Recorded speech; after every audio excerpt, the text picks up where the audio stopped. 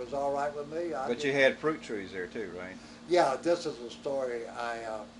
It's just an incident, and I couldn't have been very old.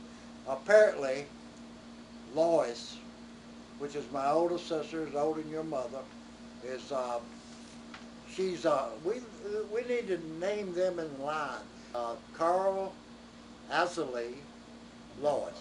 It's the third child. The house I've already told you about, and the yard was kind of like swept, hard. You know, there's no grass where we were in that yard, and the house was not panned in or anything. But apparently Lois, my older sister, about 16 years, was babysitting us or something. She's the main character, and we were in the house probably with the door open, and we heard the chickens, which ran free. They would come in the house if they wanted to, if we didn't, if we let them and pick off the crumbs or whatever, just like it. And the chickens made a funny noise, and of course we were all, I guess, all the kids that were home went to the door. I in the between the house and the pear tree, which was probably 100 feet, 75 feet, something, was a rattlesnake, still as he could be. I don't think he. Yeah, his tail was doing the but. You can hear his tail. That's the reason Lois jumped up and went to the door, because somehow we know the rattlesnake's tail. And the chickens were around it picking, jumping in and picking and jumping back, you know, and making them cackling, not cackle, like happy cackle, but a scare cackle. And they were trying to attack it and run it out of, you know, like a monkey and a snake, a monkey. And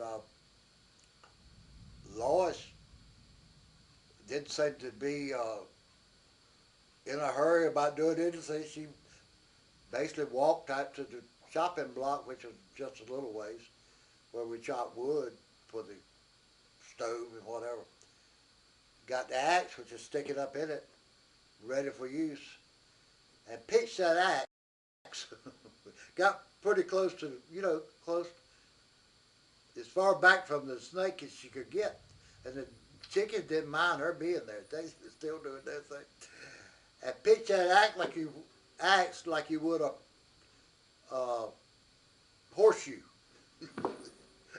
She didn't hold on to the handle, but the axe went out in an arch and landed perfectly on the snake's behind the snake's eyes and cut his head off. And I remember the front, on one side the axe stuck in the firm soil, and I can remember on one side of the axe the head was, you know, the jaws were doing kind of walking, you know, Uh, and on the other side it had recalled and was trying to, you know, all over the place.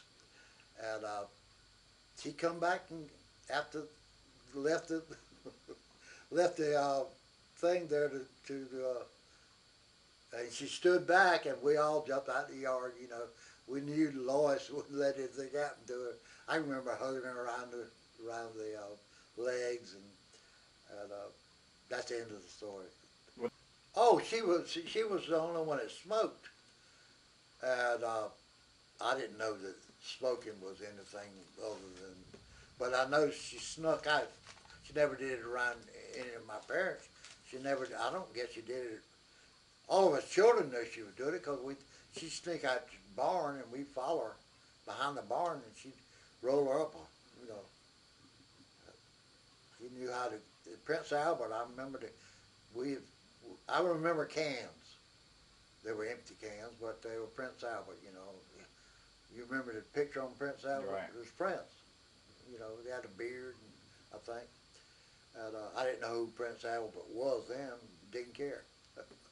But she'd sneak out there and smoke, and then she, you know, and she played the guitar, and we'd sing on the front porch, which should have been the back porch, but it wasn't. It was the house was built towards that big gully, and I guess all of them sang real good because Papa had a fiddle. I think he got in his will. His one brother, older brother, Papa was the middle son. They had three kids, and the baby was, I don't know what he got in the will. There wasn't no will. So the oldest son got a big, valuable farm. They're still growing uh, blueberries on it now, now today. And Papa got an ox. I told this in another story, so you may have already heard it. Ox, and I guess he got that fiddle because I don't believe he bought a fiddle. And he would play it. You know, you hear it a little bit. He never played a solo. I can't remember him playing. But Hazel could play the piano. We had a piano. I guess it bought from that preacher that sold furniture, you know, part-time or preached part-time and sold furniture. He had a furniture store in Clinton. I've been up there to it, but it was just interesting that she was the only one that smoked. And I guess she smoked till she died. I've seen her over when she was really sick, and she'd take the oxygen away from her mouth and move it so and have a cigarette. And I look at her and I say, well, she ain't enjoying nothing else, because she got kind of pretty sick before she died. Uh, that's my. I think you ought to do what you can. I'm not. I wouldn't